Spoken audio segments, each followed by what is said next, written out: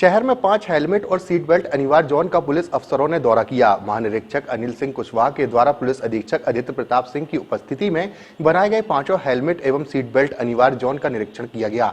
इस दौरान जोन में बिना मापदंड पूरे किए किसी भी वाहन को प्रवेश नहीं दिए जाने की हिदायत दी गई है। वहीं हम आपको बता दें कि पुलिस अधीक्षक जबलपुर आदित्य प्रताप सिंह के द्वारा सड़क दुर्घटनाओं एवं हादसे में मृत्यु घायल की संख्या को कम करने के उद्देश्य से दोपहिया वाहन चलाते समय हेलमेट पहनने एवं 4 पहिया वाहन चलाते समय सीट बेल्ट लगाने के संबंध में जागरूकता लाए जाने के लिए 5 मार्गों को अनिवार्य जोन में तब्दील किया गया है।